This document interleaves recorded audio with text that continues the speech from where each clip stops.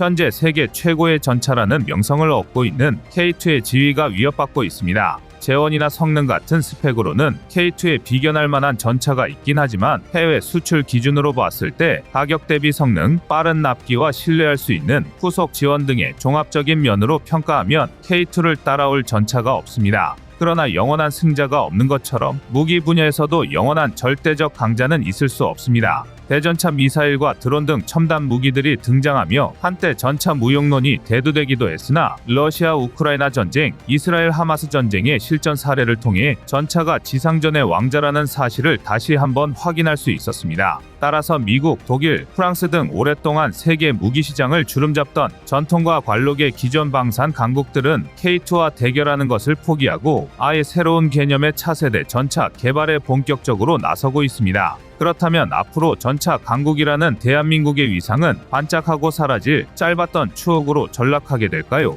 전혀 아닙니다. 한국 역시 K2의 성능을 뛰어넘는 것은 물론 해외 다른 강대국들이 개발하고 있는 전차와의 대결에서 우위를 점할 만한 K3 전차 개발 계획을 이미 진행 중에 있습니다. 미국과 러시아, 중국 등은 현재 5세대 스텔스 전투기를 제공권 장악의 핵심으로 여기고 있는데요. 우리나라 역시 KF-21을 개량하여 장차 완전한 스텔스 성능을 확보하는 것이 목표입니다. 스텔스 성능에 대한 중요성은 전차로도 이어지고 있어서 미국과 독일 등 방산 강국들이 개발하는 차세대 전차도 스텔스 형상을 채택하고 있습니다. 스텔스 전차는 적의 레이더 탐지를 피하기 위해 스텔스 기술을 적용한 전차로 탐지를 어렵게 하고 공격을 성공적으로 수행할 수 있도록 설계되었습니다. 스텔스 전차의 주요 특징은 레이더 반사면의 최소화, 열방사 및소음 감소, 적외선 서명의 최소화 등이 있습니다. 이를 통해 적 레이더에 발견되는 것을 최소한으로 줄임과 동시에 전장에서의 생존성을 향상시키는 것이 가능합니다.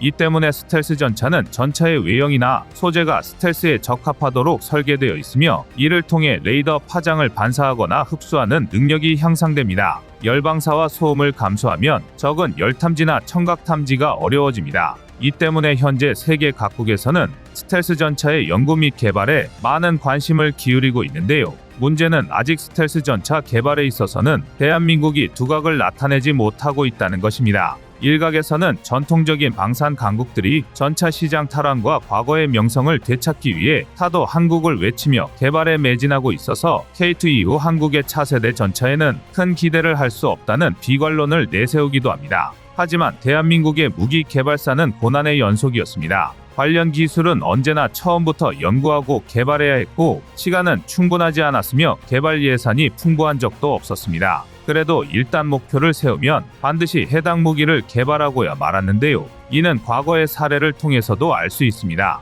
한국은 자체적인 순항 미사일을 개발해 보유하고 있는데요. 그중 하나가 해성입니다. 이 해성 미사일의 개발에는 무려 7년의 시간이 걸렸습니다. 그 오랜 기간 동안 모든 과정이 극비리에 진행됐고 총 14번의 비행 테스트를 거쳤습니다. 개발된 지 20여 년이 지났지만 해성의 개발은 결코 순탄치 않았습니다. 국방과학연구소 ADD가 해성의 개발을 시도한 것은 지난 1993년으로 거슬러 올라갑니다. ADD는 한국에도 토마호크나 하푼에 준하는 성능의 미사일이 있어야 한다고 여겼고 1996년 해성 개발을 위한 팀을 꾸렸습니다. 탐색 개발이 시작되었고 필요한 기술들을 습득하기 시작했습니다. 그러나 팀을 꾸리고도 거의 3년에 이르도록 그 필요성과 가능성은 인정받지 못했습니다. ADD는 현무 미사일 등을 개발한 경력이 있었고 개발팀의 멤버들 역시 그 당시의 핵심 인력들로 구성되어 있었습니다. 하지만 그럼에도 정부 관계자들 대부분은 한국이 탄도 미사일이라면 몰라도 순항 미사일을 만들 수 있을 것이라고는 여기지 않았습니다. 탐색 개발 기간의 성과가 물거품이 될 위기였으나 각고의 노력 끝에 1999년 11월에 이르러서 마침내 ADD는 체계 개발 계약을 따냅니다. 단순히 가능성을 증명하는 데에만 그만큼의 시간이 걸렸습니다. 개발 프로젝트가 본격적으로 궤도에 올랐지만 주어진 시간은 길지 않았습니다. 2003년 10월 국군의 날 행사까지 개발 완료할 것을 요구받았던 것입니다. 인력과 예산도 많았다고는 말할 수 없었습니다. 이런 여건에서 순항 미사일을 만들어내는 것은 당시 순항 미사일 기술을 보유하고 있었던 세계 6개국의 전문가 누구라도 고개를 가로젓는 일이었습니다. 심지어 그 전문가들 중 하나는 기술 시차를 위해 찾아갔던 한국 연구원에게 이 프로젝트는 절대 성공할 수 없다고 장담하기까지 했습니다. 그러나 우리 연구원들의 의지는 굳건했습니다. 엔진, 구동부, 탐색기 등 기존 탄도 미사일에는 필요하지 않았던 낯선 기술들 전부를 스스로의 힘으로 국산 개발할 것을 천명한 것입니다. 우선적으로 주어진 과제는 엔진이었습니다. 기대하는 성능을 발휘하기 위해서 필요했던 엔진의 성능은 하푼보다 사이즈는 작으면서도 출력은 1.5배에 달해야 했습니다. 시작과 동시에 높은 벽에 부딪힌 것입니다. 미사일용 엔진 개발 경험이 없었던 ADD는 민간 엔진 제작업체와 협력하기로 결정했습니다. 해당 업체에는 비슷한 출력을 내는 기술이 있었기 때문입니다. 그러나 문제는 사이즈였습니다. 출력을 유지하면서도 사이즈를 극한까지 축소해야 하는 숙제가 주어졌습니다. 해성 미사일의 모든 개발 과정에는 비행시험이라는 마감 기한이 도중마다 배치되어 있었습니다. 첫 번째 비행시험이 다가오는 상황에서 ADD는 민간 기업의 기존 엔진을 처음부터 끝까지 뜯어내어 모든 부품을 소형화해야 했습니다. 의외로 이 작업은 생각보다 잘 풀렸고 비행시험 6개월 전 첫 시제품을 만드는 데 성공했습니다. 하지만 시제품의 첫 가동 시험은 처참히 실패하고 말았습니다. 연구원들이 시험을 지켜보는 가운데 시제품 엔진은 연료만 뒤로 분사했을 뿐 불이 붙지 못한 채 끝나고 말았습니다. 연구진이 규명해낸 문제점은 연료 펌프 구동기의 오류였는데요. 비행시험까지 남은 시간은 3개월이었습니다. 이 부품을 대체하기 위해서 연구진은 또 다른 민간 업체를 찾았습니다. 여기서 얻어낸 협력으로 새로운 연료 펌프 구동기를 장착했고 이 구동기는 두 번째 시운전만에 성공을 거뒀습니다. 3차 시험까지 거쳐서 엔진이 겨우 완성된 것입니다. 이제 최초의 비행 시험을 통해 그 성능을 증명할 일만 남은 상황이었습니다. 여기서 ADD의 프로젝트 담당자는 한 가지 도박을 감행했습니다. 원래라면 1차 비행 시험은 엔진 구동만으로 이루어질 예정이었습니다. 하지만 프로젝트 담당자는 이런 속도로는 약속된 기한을 맞출 수 없을 것이라고 생각했습니다. 이에 1차 비행 시험을 아예 실제 발사 시험으로 하자는 제안을 꺼냈습니다.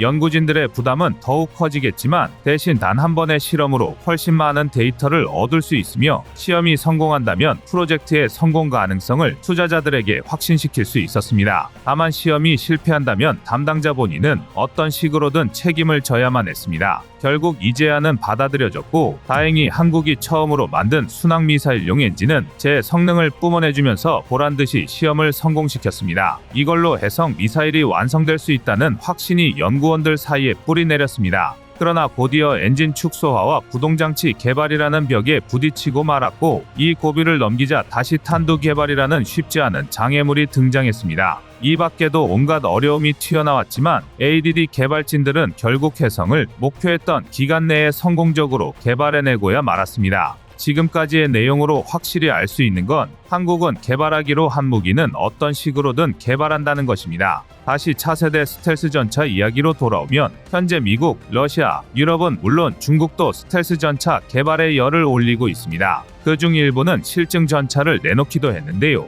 이런 상황을 감안할 때 한국의 스텔스 전차 개발은 늦은 감이 있다는 분석도 있는 것이 사실입니다. 하지만 K3는 이미 구체적인 개념 청사진을 공개하고 본격적인 개발에 착수했습니다. 현대로템이 개발 중인 K3의 전력화는 2030년 이후로 예정되어 있습니다. 이를 위해 다양한 혁신적 기술이 적용되고 있으며 경량화, 무인화, 자동화에 중점을 두고 있습니다. 또한 네트워크 기반의 통합전과 무인화를 추구하고 있으며 생존성과 화력을 강화하는 기술들이 적용될 예정입니다. 여기서 무인화와 자동화는 사실 같은 선상에 있는 개념이라고 봐도 무방한데요. 인구 감소로 인해 병력 자원도 감소하고 있어서 어떻게 보면 기술 향상이 우리나라가 처한 환경 변화와도 연결된 셈입니다. 기동력 측면에서는 하이브리드식 고효율 전기 추진 시스템이 채택되고 있습니다. 이는 디젤 엔진과 전기 모터를 결합한 방식으로 높은 효율과 성능을 제공하며 환경 친화적인 운용이 가능하도록 설계되었습니다. 또한 K3의 주포는 130mm 포로 120mm 포를 장착한 K2와 비교해 더 강력해졌고 심지어 전열화학포 형태의 전자기포를 장착할 가능성도 열려있는 것으로 알려졌습니다.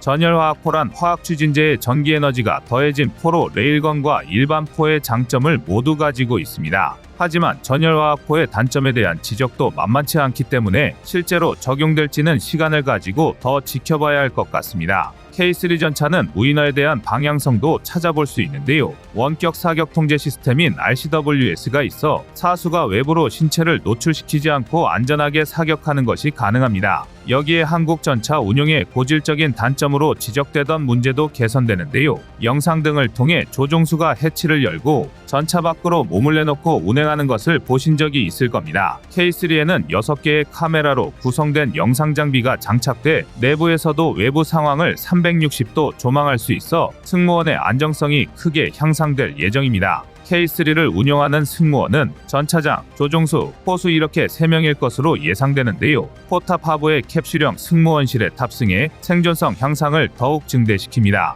여기서 끝이 아닙니다. K3도 미국과 유럽 등 해외에서 개발하는 차세대 전차와 마찬가지로 스텔스를 목표로 하고 있는데요. 차량 자체가 최첨단 복합 장갑을 채용하고 있어서 상당한 방어력뿐만 아니라 독특한 디자인의 허니컴 구조로 되어 있어서 외부에서의 타격뿐만 아니라 전차 내부에서 발생할 수 있는 화재로부터 승무원실에 피해가 미치지 않도록 개발되었습니다. 미국과 유럽 등에서 개발하고 있는 차세대 스텔스 전차는 이미 실증 모델까지 나오고 있는 상황입니다. 새롭게 전차 강국으로 떠올라 방산시장에서 위용을 뽐내는 대한민국이 지금의 위치를 고수하기 위해서라도 K3 전차의 순조로운 개발을 기원하겠습니다. 이상 꺼리튜브의 2번째 미션이었습니다.